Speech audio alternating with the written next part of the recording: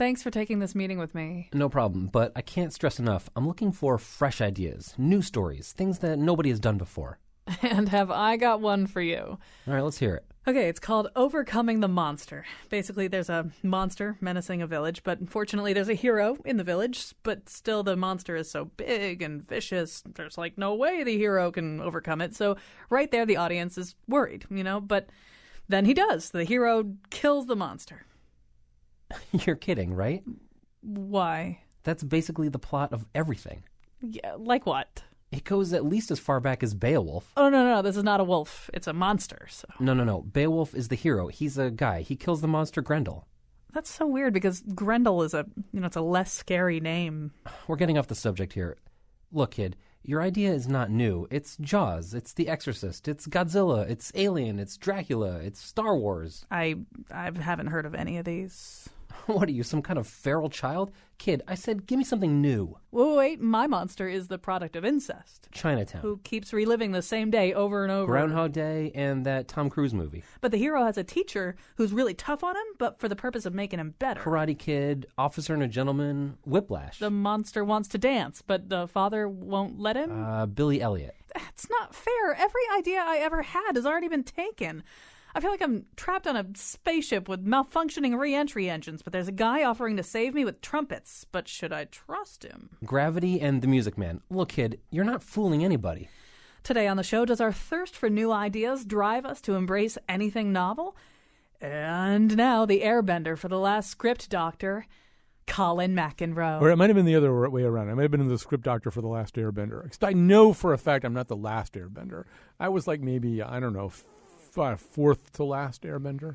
I've actually never seen that movie. Anyway, today on the show we do want to talk about this notion of novelty in culture. This is a kind of a problem that I think is probably more confined to the arts and letters than it is to the sciences, right? In the sciences there actually are breakthroughs, although if you read Thomas Kuhn, we know that those breakthroughs often come at the end of long plateaus in which everybody is basically biting on everybody else's work, and then suddenly something really startlingly new happens. You could maybe make the argument that happens in the arts and letters, but you could also make the argument it just doesn't. It just doesn't ever happen. That everything. Well, I'll let Mark Twain say it. Actually, before I let Mark Twain say it, I won't literally let Mark Twain say it. Let me tell you who's on the show today. Christopher Booker is joining us by phone from England's West Country near the city of Bath. He's the founding editor of the British magazine Private Eye and a longtime columnist for the Sunday Telegraph. He's the author of several books, including The 7 Basic Plots, Why We Tell Stories. And I should say, before I even go a step further, that for like a year or more, I've been saying to the producers here, I want to do a show about this notion that there are only 7 plots. And if so, if there really only are 7 plots, what are they? Blah, blah, blah, blah, blah. And every time I would do that, people would kind of look at the floor like, I hope he doesn't really make us do that. But then Josh Nalea, our newest producer, he wanted to do today's show, which is a little bit more that whole idea of, are we so hungry for something new, so tired of the recycling of plots and ideas and tropes and motifs that we get really excited about anything that at least seems kind of new. So we kind of combine both of those ideas into one show. Joining us from the Audubon Street Studios in New Haven, WNPR's own studios, are Brian Francis Slattery. He's an editor for the New Haven Review. He's a musician. He's a novelist. His newest book, The Family Hightower, is out right now. Gorman Bechard is sitting right near him in the Audubon Street studio. He's a film director, screenwriter, novelist, best known for his independent feature films like Psychos in Love and Friends with Benefits and You Are Alone, as well as a lot of rock documentaries. As a matter of fact, he's got one, he's doing a Kickstarter right now for a documentary about Lydia Loveless, who might not save the world, but she and her band will renew your faith in rock and roll. If there's one message to take away from today's show, it's give Gorman Bechard your money so he can make this film. So go on Kickstarter. A little bit later, my friend David Edelstein will be joining us to talk about this from the film critic's perspective. All right, enough introducing. Now I give you Mark Twain, who said, "There's no such thing as a new idea. It is impossible. We simply take a lot of old ideas and put them into sort of a mental kaleidoscope. We give them a turn, and they make new and curious combinations. We keep on turning and making new combinations indefinitely. But they are the same old pieces of colored glass that have been in use for all the ages." So Brian Slattery, at the risk of putting an overarching cultural theory into your mouth, that sounds like something you would say. I mean, to me anyway. It sounds a little bit like one of your basic theories about culture, that if you think you have a radically new idea, chances are you just don't understand the ideas that it's based on. Yeah, I mean, I'm certainly happy to be on Team Twain for that one. But no, I mean, I definitely agree. I think that, like, I mean, as you know, I always go to music, and music is one of those great places where it's, it's one hybrid form after another that feels very fresh when, like, when the elements are recombined. And I mean, I think though that you can kind of have it both ways. I don't think it's fair to just point and say, well, hey, all he did was take a bunch of old stuff and recombine it, and that's not really new. Like, I think there's some real value in that recombination. If it strikes people as new and fresh, then to some extent it is. But that said, I mean, there is always, I think, that sense of what seems new to you is somebody else has been listening to it for 1,000 years. The first time you hear Chinese opera, it's new to you, but it's an ancient tradition. But yeah, and I think Twain's with you. He says we give that kaleidoscope a turn, and it makes a new and curious combination. That's, in fact, I think his endorsement of that is art. Although, Gorman Bechard, before we plunge with Christopher Booker into this whole question of 7 basic plots, one thing I've heard you say, one of the advantages I have on this show is that I know quite a few of the guests fairly well. I've heard you say in the past that in movie making, plot is so structured and formalized that a lot of times, to your wife's everlasting annoyance, if you're watching a movie together on television or something, you can actually tell her within 5 minutes or so when certain pivotal moments are going to occur. Flesh that out for us. I think it goes down to it is the same story over and over again, especially when you're talking about Hollywood features. Occasionally, an independent film will bring in something new and unique, and that's when I love. I mean, I think I've said to you probably on Facebook, my favorite film of the year was Ida, the Polish film, because there were scenes in that film that just took me so by surprise. I did not see them coming, despite the fact that it really was an Ingmar Bergman film from 1959 that he just happened to never make. So is it fresh? No. But there are unique aspects to it. But the average Hollywood film, I think usually by the end of the opening credits, I can pretty much tell you the entire plot structure. And I mean, I'm just going to press you on that a little bit more. So in other words, within the world of screenwriting, there are terms of art about certain things that have to happen. Yes. And within the industry, those things have to happen within certain time intervals. Oh, absolutely. You have to have your plot point at the end. Your plot point that gets you from the end of Act 1 into Act 2 basically has to happen at the 27-minute mark. And very honestly, if you watch a Hollywood film, usually between 26 and 28 minutes, it is there. If it isn't there, if it goes beyond to about 35 minutes, usually you've lost interest in the film. And unfortunately, that sounds extreme, but it's so true. All right, so Gorman's talking about movies. Brian is talking about music and, by implication, the rest of culture. Christopher Booker's joining us, too. As I say, his book is called The 7 Basic Plots. This is something an idea that I've heard variants of it lots of times, but he, as they say, wrote the book. So, Christopher Booker, first of all, I mean, how literally do you mean us to take the phrase 7 basic plots? There are only 7 basic plots. How absolutely do you expect us to accept that as a truth? Colin? Yes, hi, you're on the air. Hi. Yeah, I've been listening to you guys with great entertainment. No, I'm not. What I'm not saying, and I make this clear right at it's a book I spent 34 years writing, so I gave it a lot of thought. And what I'm trying to say is that storytelling, which after all, one of the things that all human beings have spent a lot of their time since time immemorial doing, imagining these sequences of events. What I'm saying is, if you look very, very, very carefully in the right way, as I would say, at storytelling, what you find is that there are 7 really underlying structures to stories, which start off setting up an expectation which can be realized in a particular way until it comes to a great resolution at the end. And there are those 7 shapes which you find all the way through storytelling, right from the earliest myths to the latest Hollywood film.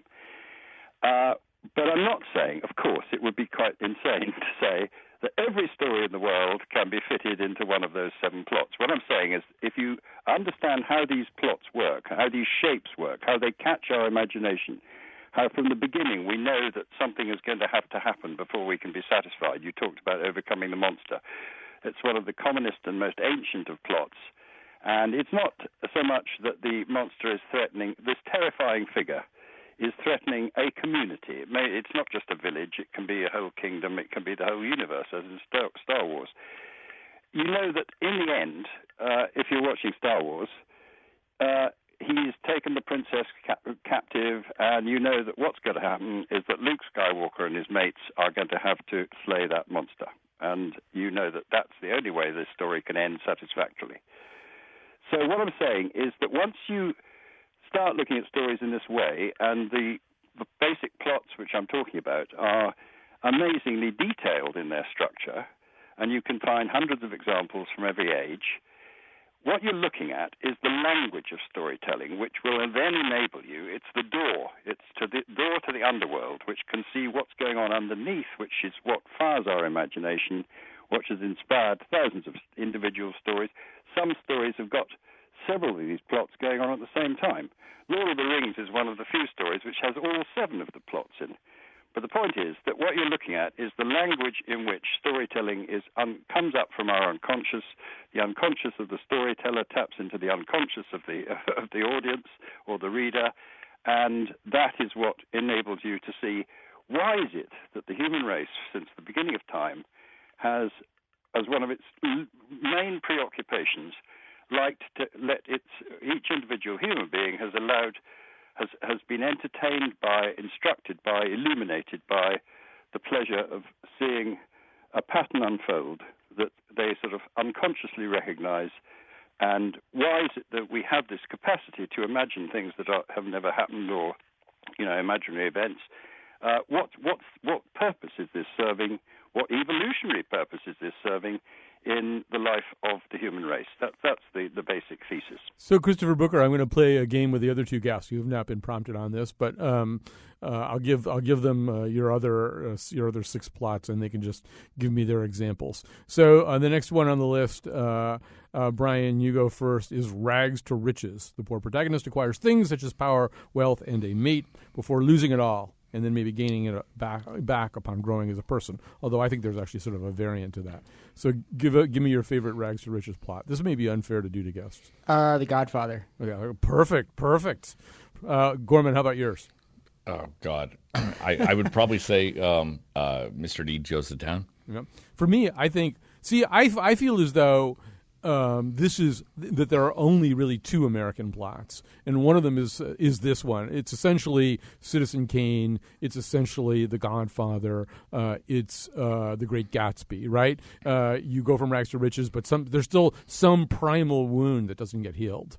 We just tell that story over and over again. I think. All right. The next one is The Quest. The protagonist and some companions set out to acquire an important object or to get to a location. You can't use Lord of the Rings. Facing many obstacles and temptations along the way.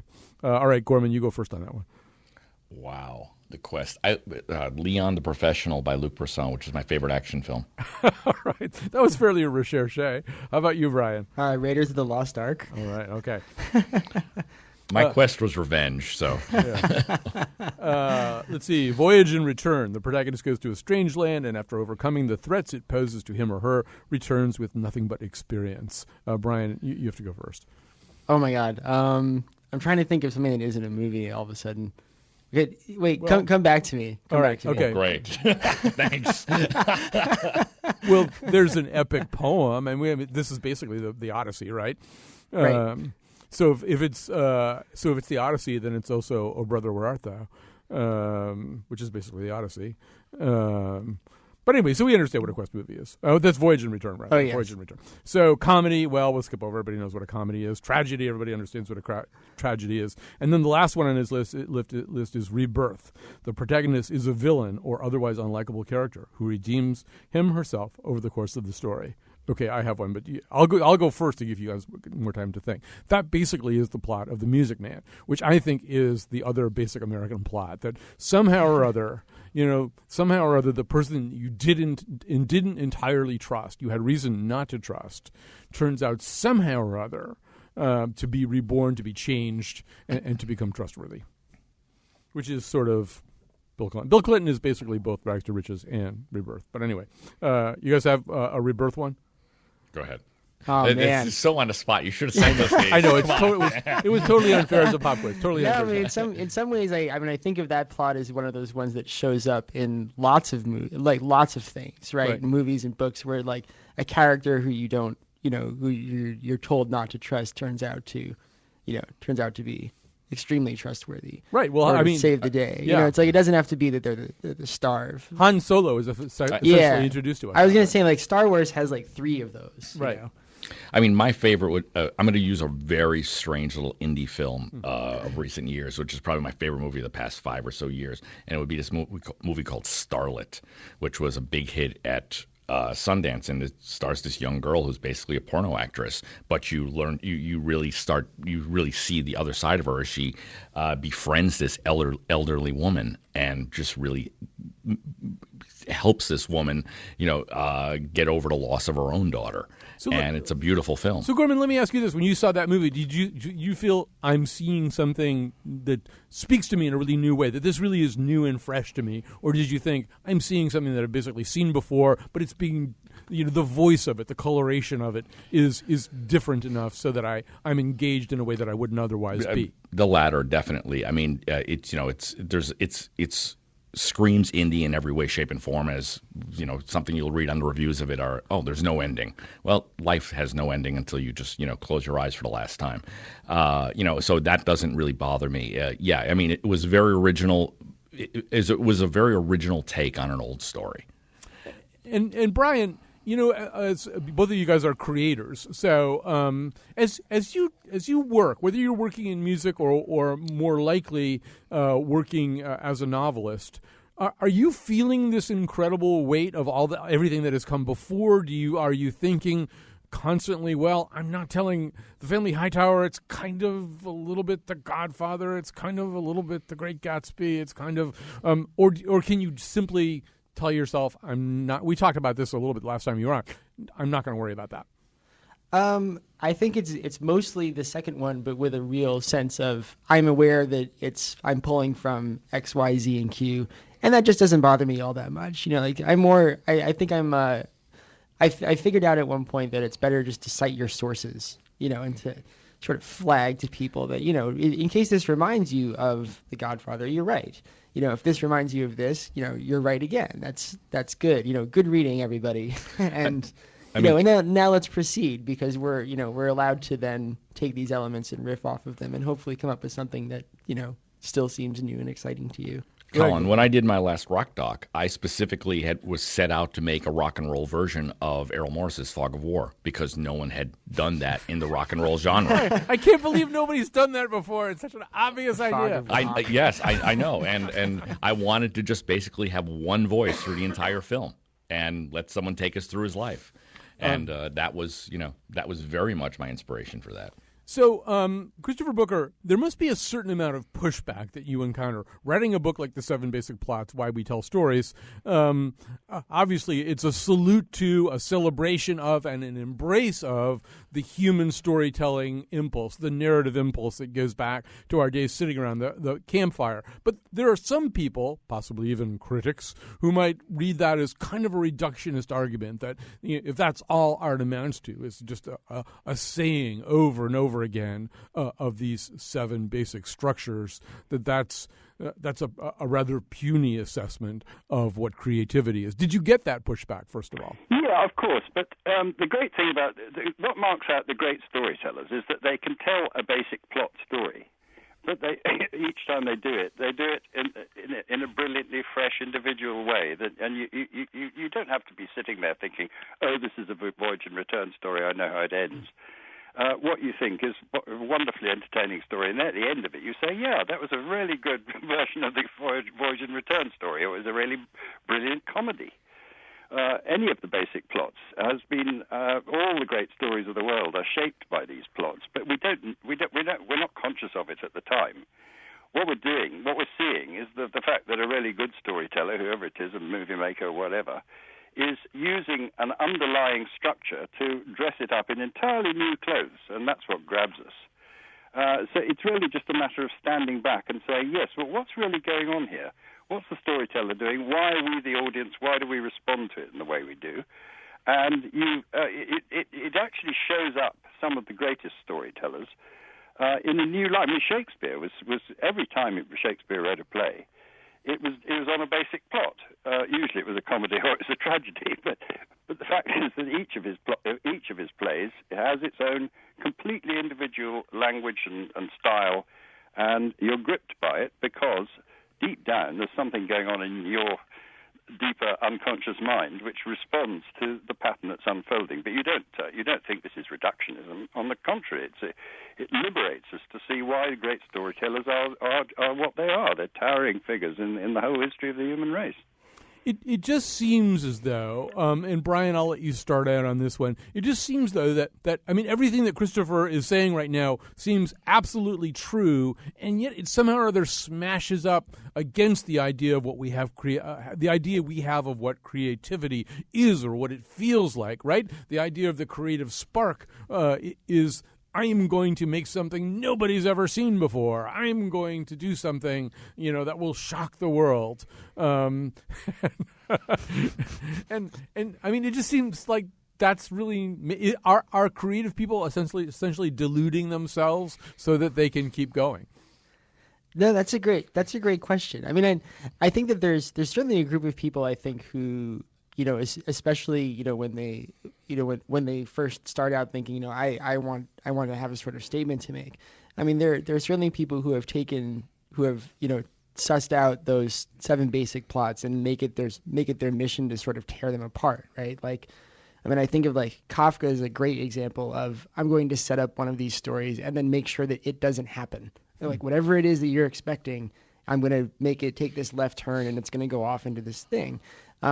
And, on one hand, you would say, that's great. You've exploded this storytelling form. But on the other hand, you could also make the argument that that's just another version of that same story, and playing with the same set of expectations, and it's also what makes them very satisfying, and then, so I don't think that, I can see how, and I think when I'm now the ripe old age of 40, but I remember being a younger, angrier person and having that same sense of like, there's got to be something new to do out there. And then feeling this sort of sense of liberation of not being particularly worried about that and just sort of doing your thing and sort of acknowledging the giant series of shoulders that you're standing on. I think you can see the most obvious place where you can see where the other impulse play itself out. That impulse of somehow or other rejecting those shoulders and trying to do something new is in the fine arts. Just walk through a museum in chronological order. Really, at a certain point, the reason that there is a Barnett Newman or a Cy Twombly or a Motherwell or whatever, and then from there on to Saul LeWitt and Carl Andre and conceptual artists, is that artists did essentially say, you know what?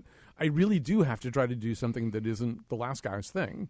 And in some ways, that's the complaint people wind up having. Go ahead. I think there's also a way that, I mean, especially in the last few years, people have sort of, I think, but this has probably been true all the time now that I think about it. But there's always that sense of like, yeah, well, these stories have been around forever, but what does it mean to us now? And I think that like that sort of question of like what does it mean in our modern context is what constantly makes these older ideas ready for refreshment. Which is why House of Cards is essentially Richard III. Let me take a call from Michael in Cheshire. Hi, Michael. Hi, Colin. Thanks for taking my call. I wanted to say that it seems maybe just a little bit in the conversation we're sort of conflating novelty in terms of thematics and novelty in terms of style. Because although I would agree with the notion of 7 basic plots, I think you definitely can in the art still have novelty in the way that we people seeing things in a different way, using materials that have been around before. One of the things of hip hop, for example, right? I mean, at least for me, when hip hop came out, I'd never heard anything quite like it. I mean, it may be that it's based in funk or the blues or whatever. That was a totally different way of experiencing the world. Same thing in terms of film, say like Wings of Desire. I mean, I don't know. For me, when I first saw that movie, I'd never seen anything quite like that. Back in 1987. I once had a professor in college who said that, styles change when there's something new to say in terms of perceiving the world in a different way, based on different influences that have come in. So one thinks of James Joyce with sort of a new epistemological approach and also the influence of the unconscious and, combining history and Eastern philosophy, et cetera. So I think that with the way things are going today in terms of the way people communicate in blogs and, using our cell phones, who the heck knows, 10, 15, 20, 30 years down the road, what kind of novelty that might produce. I'm trying to decide whether I think Gorman loves Wings of Desire or hates Wings of Desire. It's one of the two. I'm going to go with hates. Oh no, I love Wings of Desire. Oh my God! Roll the dice, and I got it wrong. Probably in my top 20. But his point, Gorman, is I assume what keeps you going, right? And in other words, why keep making new art? Probably exactly because of what he said. Well, in my case, what keeps me going is I really like telling stories, but I do try to find fresh takes on old genres. Like I said, when I made everything, I knew I was basically ripping off Fog of War, but I was trying to do a rock and roll, fun, completely different fresh take on it. When I did Color Me Obsessed, I was like, I know that there have been talking head documentaries, but they had never really been done for rock bands where you never heard any music and never saw the band, and you had everyone else tell the story. It was sort of like taking the whole, oral, the oral stories that you read in books and doing the film version of it. So I think it's for me, it's always like trying to find a new take on it. But I realize that I'm still recycling all of the old versions, but trying to put them together in a different way. Trying to even sometimes put puzzle pieces together that don't actually fit, but might just be interesting. We're going to take a break. Matthew tweets to us, I think we fetishize the new to our own detriment. I'll take the well-wrought over the never-before-done any day. We'll take a quick break, and we'll come back. That it's all been done before, and it's all been done before. All right, we're back, and we're talking about just to steal from that tweet, since nothing is new anyway, the degree to which we fetishize the new, and perhaps privilege it over other kinds of things, or at least given the fact that it's so hard to create anything truly new, whether in fact things that are new draw us. Although, and I should say our guests right now are Gorman Bechard. Get on Kickstarter and check out his documentary, his plan for a documentary about Lydia Loveless. He's made many other rock documentaries as well as feature films as well, and written novels. Brian Francis Slattery, musician and novelist, and Christopher Booker, about to rejoin us in a second. He's the founding editor of the British magazine Private Eye and the author of the 7 Basic Plots, Why We Tell Stories. So the argument could be made that, and Brian, I'll start with you, that we really don't want new things that much, or at least when given new things, we tend to flip out. And so 1913 is the most off-cited example. You've got for Stravinsky's Rite of Spring, which not only in terms of its music, its choreography, its costumes, it just blew people's minds, but not in a good way, right? The audience went nuts. There were fistfights. Same year you have Schoenberg's Scandal concert. Same kind of thing. Really, really new music. People are like going nuts and unpleasantly nuts. And around that time, too, as some of the modernist painters come forward, like Kandinsky and Klee and stuff, they do this famous Munich show, and they had to buy each other's work, basically, because nobody's buying. Work that would, in aggregate now fetched $250 million on the market. They all had to buy it from one another. So, Brian, in some ways you can make the argument, well, we say we really want to, we say give me something new, but we don't mean it. I feel like I have this conversation all the time, because people will say, Hollywood movies have become so formulaic and yada, but then, millions of people go see them and say that they like them, all of that sort of thing. And, I think that this is one of those moving targets for me. I think it's, if you ask me tomorrow, I'd have a completely different answer to the question. But I think there's probably a sense of, people like things to be kind of new, but they also want sort of a guide. And the more new things you throw at somebody, the more that they want a guide, to sort of help them through it. Whatever that is, whether it's in a book, maybe it's a character, who you get to ride along with. In music, it might be as simple as like, well, I recognize that drum beat, so whatever else is going on is fine because I have this drum beat to keep me down. And I imagine that a successful artist is or the art that seems to me to be successful is the stuff that sort of gives you a sense that there's something very fresh going on, but also some way to sort of like get into it and navigate it and then get out of it again.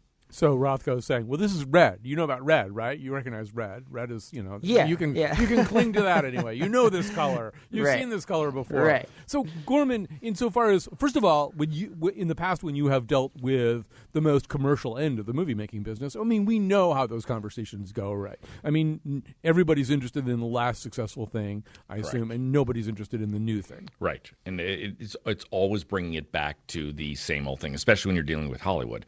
I finally started calling them idiot notes because you take any fresh idea and you would just like dumb it down to the lowest common denominator. I honestly, having taken many meetings in Hollywood, I don't think there's a company on earth or a group of people on earth that have less regard for the intelligence of their audience. Though, but even then, right? Sequels. Eventually, you've made one too many sequels, right? When you've made your first sequel, you've made one too many sequels. And even from their own calculation, right? There's a point where even the audience who says, "Yes, give me another Transformers movie," says, "I don't want any more Transformers movies." They've made a Transformer movie? I wasn't aware of that. Christopher Brooker's back with us. So, Christopher Brooker, one of the things we're talking about is the notion that in fact people don't really want anything new anyway. And I talked about Stravinsky's Rite of Spring and Schoenberg's Scandal concert in 1913, but it could be anything as recent as Elvis or the Beatles, right? People turns out really wanted Elvis and the Beatles, but there was part of culture that was very freaked out. They'd never seen anything like this before. That it's not necessarily wired into us to be seeking novelty. No, I'm old enough to remember the shock of Elvis, and it's one of the big moments of so many people's lives, including mine. And as for the Beatles, Beatles and Elvis were miles apart, really, but both of them were huge, great moments of exhilaration that something incredibly new and exciting was happening. I think it happens much less now. It was very exciting to live at that particular period. That's when we entered the modern world, really, back in the late 50s and the early 60s. And the mental universe most of us inhabit now, I used to think this when my kids were growing up in the 90s, they were entering a mental universe that came to birth when I was a young man. And the values were the same. The tunes changed, but the basic structures that they were finding themselves at home with and very excited by were the ones which came to birth, 60 years ago, 55 years ago. Brian Slattery, one of the last times we had you on, one of the most recent times we had you on, that is, we were talking about why write a novel. Why does anybody write a novel? And I know in getting ready for the show, one of the points that you made was that at the time of Joyce, at the time of Ulysses, there was this kind of sense, all right, that's everything that can be done with a novel. This is like, not, what else could you ever possibly do? The final statement has been made. And that changes too, right? The reality is that there may only be 7 plots, but there are so many different artistic forms. Yeah, but even that's a great case to talk about because you say there are so many forms, but one of the reasons that Ulysses felt like maybe this is the end of the novel is that he seemed to have done so many of them in one book. It wasn't just that he wrote one great book; it was that he wrote one book that seemed to have 50 other great books kind of like shoehorned into it, and for a couple of decades that there was a sort of general sense of, well, here's this guy who sort of dropped a huge bomb on the novel, and what do we do except kind of sort through the pieces, but in time that even that changed. There was a famous essay if I remember right, called "The Literature of Exhaustion," that was talking about how Ulysses had kind of left not too much to do afterward. And then, a couple of years later, the Latin American literature got very popular. And then there was an essay called something like "The Literature of Rejuvenation" about how, this other group of writers a generation later has discovered a new way into the novel, that even Joyce hadn't really thought of. And then everything's back on track again. I think, though, there are some recent examples. A Visit from the Goon Squad by Jennifer Egan was a beautiful example of turning the novel slightly on its ear. Mm-hmm. Yeah, although, I mean, if we parse that very much, I mean, Jennifer Egan's book, which is sort of written from multiple points of view, skipping around in time, I think we could probably, I mean, it's not jumping into the top of my head right now. I bet you we could find its antecedents pretty easily. I love that novel, but I didn't really feel like I was reading something startlingly new. Hey, we've got to grab a quick break here. When we come back, we'll be joined by critic David Edelstein. We'll be talking a little bit more specifically as we head into Oscar week about movies, and specifically also about the movie Boyhood.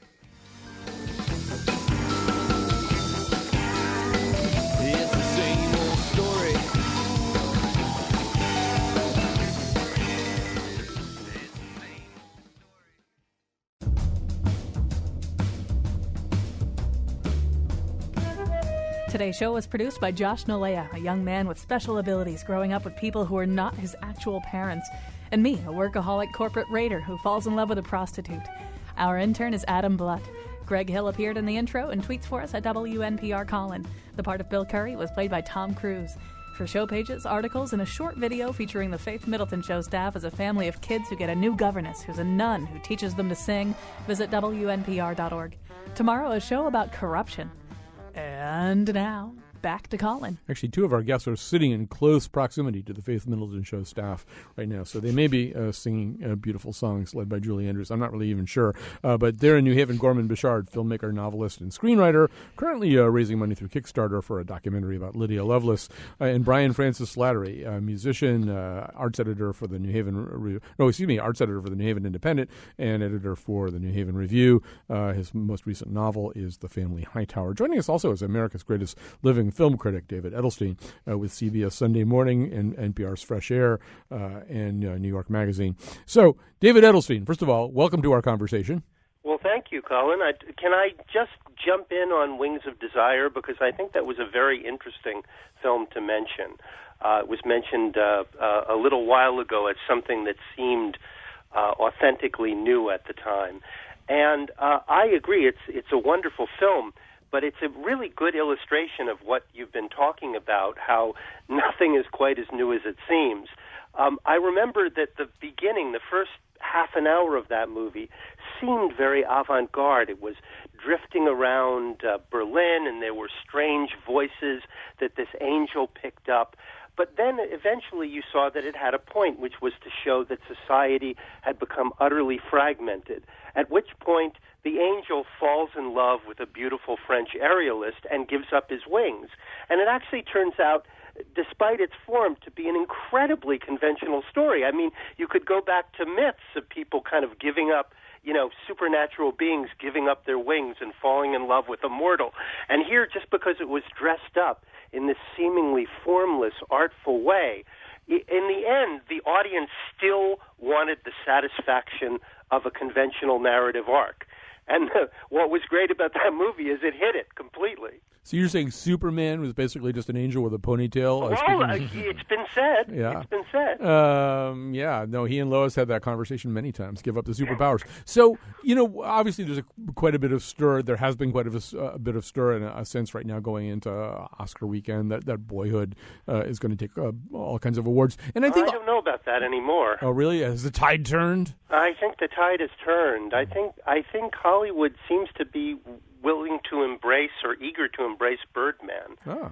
Yeah, I think the odds have shifted to Birdman. Well, maybe Richard Linklater is a little too outside the process. Maybe he was working in a more formless way, perhaps, than people in Hollywood were used to, making time the central character as opposed to a different kind of protagonist. Maybe they relate to the self-pity of the main character. I suspect that could be it, too.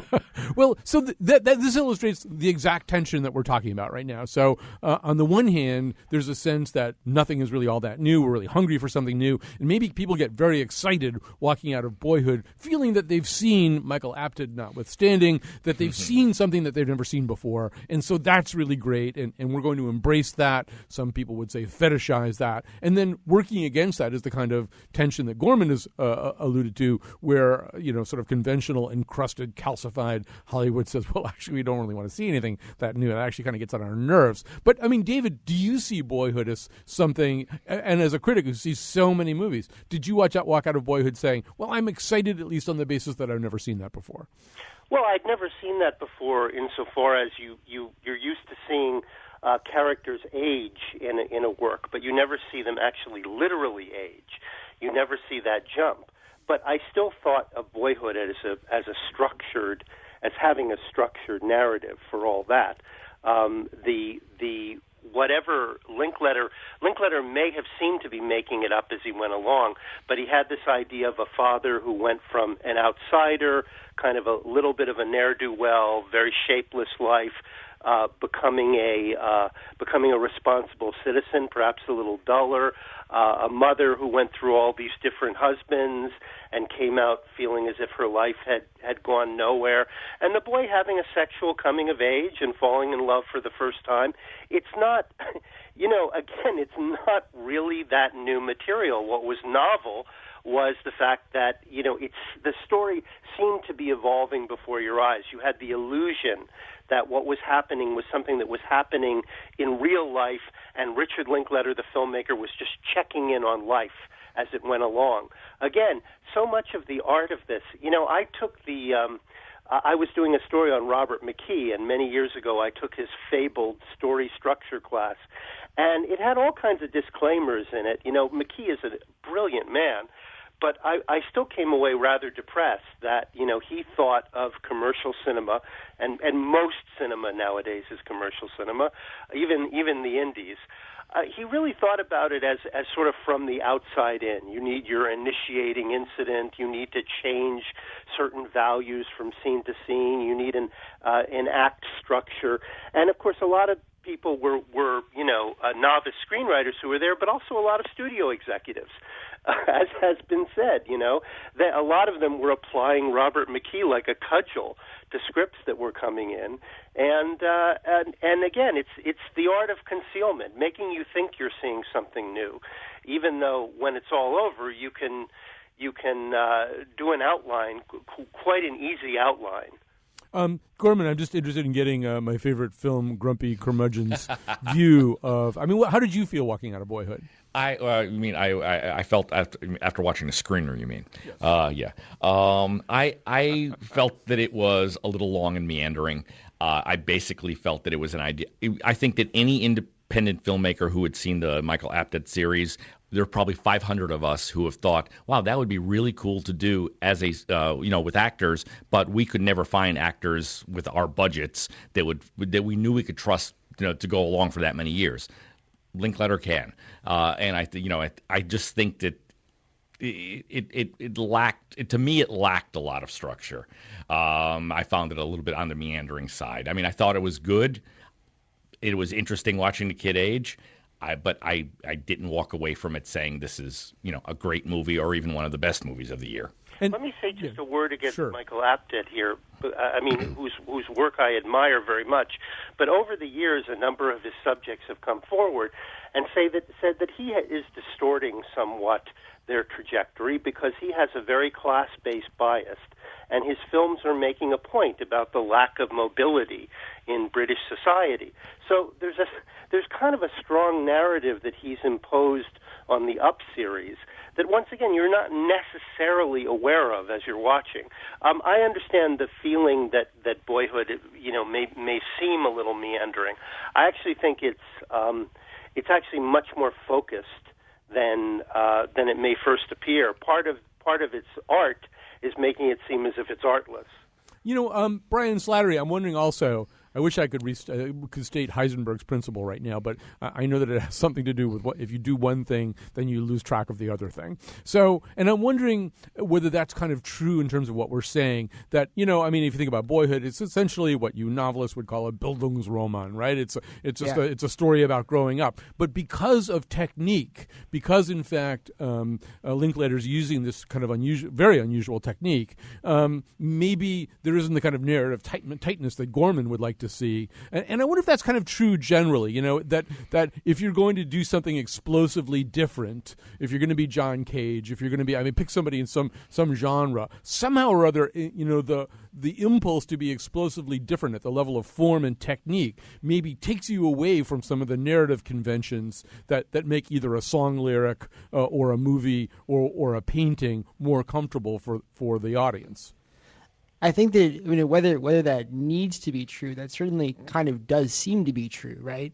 That the people who push at the edges of the form tend to also make something that strikes other people as like not as tight as it could be. I mean, there's so many examples of that, in books and film and music. That the people who are really struggling with the question, to some extent, you could describe them as kind of forgetting to do their homework, right? Like they don't do some of the basic things that people expect books and movies and music to do, because their eye is on something else. They're trying to get at something, like a little bit different than what people are usually trying to get at. And, Richard Linklater is kind of a good example. Because I think that I was talking to someone about Boyhood this week. I've found the movie to be very sweet. But the person I was talking to didn't like it very much. And one of the things that he said was, it's very difficult to relate to the character, especially the central character who seems very kind of shapeless, which is in some sense true, but I think that that's true of a lot of Linklater's movies. He doesn't put a lot of work into like trying to make you like his characters. He's usually doing something else. David, I'm going to let you have what will probably be the last word here, but it seems to me one of the things we're talking about also is the small group of artists in any genre who are trying to find this sweet spot. There's always an avant-garde, and that avant-garde is always pushing the boundaries and not really worrying too much about commercial success. And then there's a mainstream, that is obsessed with commercial success and maybe not placing that high premium on creativity. And then there are people, the Beatles came up before. The Beatles, at the height of their creativity, were working with the most avant-garde music techniques of the moment and sometimes with the most avant-garde musicians, but were wildly commercially successful. They'd brought their audience along with them. But it seems to me what we're talking about in that case, and maybe in this whole show, is a pretty rare thing. The artist who is trying to do something radically new while speaking to a mainstream audience. Well, you have to, even within the avant-garde, so to speak, there are two classes. There are some people who say that in order to break the rules, you have to master them. And that can, sometimes that's true, sometimes that isn't true. Stravinsky and Schoenberg and the Beatles, who played covers in Hamburg for years, mastered the pop song before they were able to take it in new directions. On the other hand, there are some artists who maybe find their form as they work. They kind of, the thing takes its own organic shape. I think that's a lot more rare that those people connect with a major audience. You're more apt to find people who have mastered the form. They know what rules they're breaking as they're breaking it. They just don't do it blindly.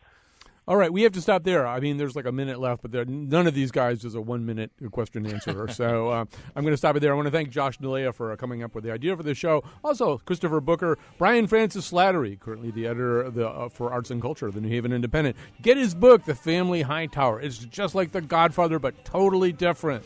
Gorman Bechard, get on Kickstarter and see his project to make a documentary about Lydia Lovelace, which is not the secret name of our producer, Lydia Brown. David Edelstein is America's greatest living film critic. He'll be with me at Watkinson. I think it's April 9th. He and I are just going to have a conversation on stage. And he, of course, is a commentator for CBS Sunday Morning and New York Magazine and NPR's Fresh Air. Thanks to everybody who helped out today. We'll be back tomorrow with a show about corruption, and Thursday a show about Alzheimer's disease, specifically new techniques for treating it and maybe ultimately understanding it better, maybe well enough to prevent it. It's going to be an exciting week of shows. Oh, and on Friday, it's our special Oscar Nose with Vivian Nabetta, James Handley, and a special guest panelist. What to do with that, so when just take it easy, no need to worry. There are no more good ideas in me, no more good ideas in me, no more good ideas in me, no more good ideas in me, no more good ideas with you, no more good ideas with you, no more good ideas with you, no more. Okay, I've got it. You take the premise of Boyhood, but you reverse it. The kid gets younger. Huh? Huh? That's the premise of The Curious Case of Benjamin Button. So then we replace Brad Pitt with Gilbert Gottfried. No.